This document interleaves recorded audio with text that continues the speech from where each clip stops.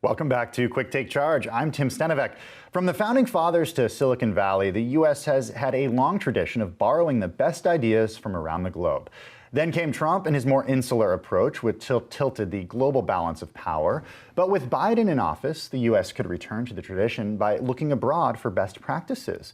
In a Bloomberg Opinion article this weekend, editor-in-chief John Micklethwaite wrote, quote, "For all the talk about American exceptionalism, the best American leaders have never been ashamed of learning from abroad, especially in times of trouble. The founding fathers carefully studied the world's most successful political systems, particularly those of Britain, France, and ancient Rome." Here to discuss is Bloomberg's editor-in-chief, John Micklethwaite. He's also the co-author, along with Adrian Wooldridge, of The Wake-Up Call, Why the Pandemic Has Exposed Weakness of the West and How to Fix It. John, thanks so much for coming on Quick Take today. You had a piece out over the weekend that urged Biden to look abroad as he plans his administration. So where should he be looking? I think there are two sets of places to look. One is East Asia.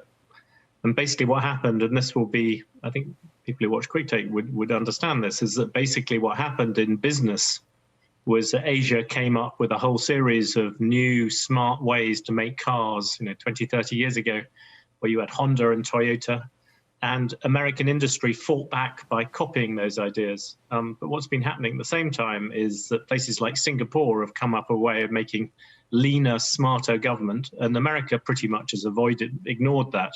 And by contrast, what's happened is other bits of Asia have begun to copy it.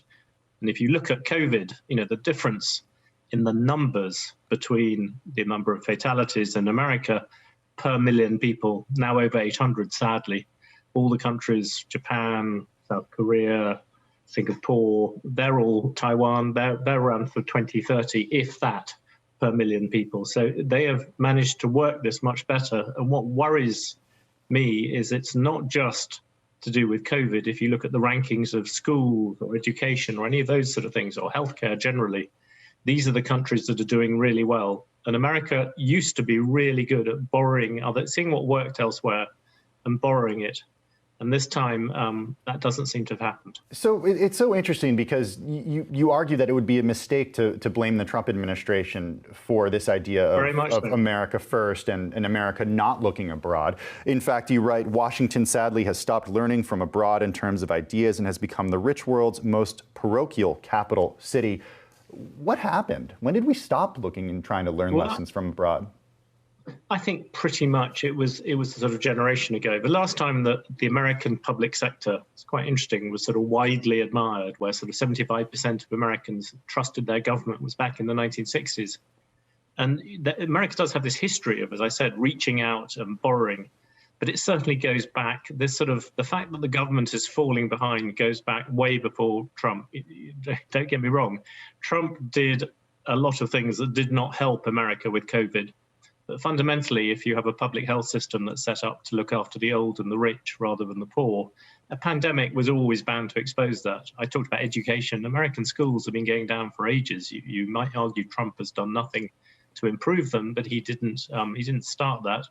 As for things like racist policing, I used to live in Los Angeles when Rodney King happened. And that was 30 years ago, rather sadly for my age. But all the same, you can't blame all these things on Trump. Trump didn't help mend them, but he's far more a symptom of the fact that America has not been sort of dealing with its public sector, dealing with its government, than a cause. So as an American, I found myself rather depressed reading this piece because it talks about the ways that the U.S. has fallen behind. I guess my question to you, John, would be, do you think Americans should be optimistic, given the track record of the past generation's politicians, that we can see some meaningful change over the next 4 years? Well, I always think Americans should be optimistic because that's what's best about it. And you look at the private sector in America, as I talked about what the American private sector did in terms of cars.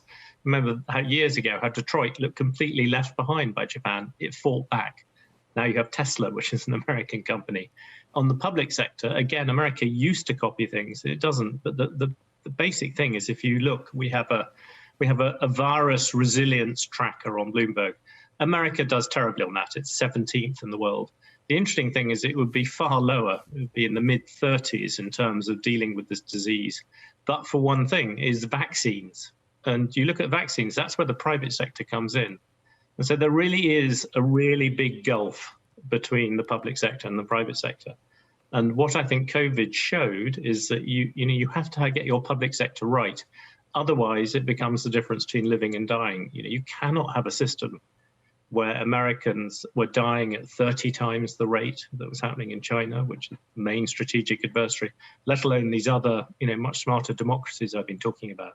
Yeah, it's just absolutely staggering to see the difference when it comes to those pieces of data that you highlight in your piece. You do write that the president-elect actually is in an unusually good position when it comes to break the patterns of past presidents and what we've seen over the previous generation. Why is President-elect Biden the man for the job? Well, I think he's in a good position. There's a lot of good things and and a couple of bad ones. The good things is, this is a man who does understand the broad, Joe Biden has been put on the Senate Foreign Relations thing for 30 years. He's also a moderate Democrat, which is not actually a bad place to begin, because the reason why American government has sort of fallen to the level it is really on the Republican side.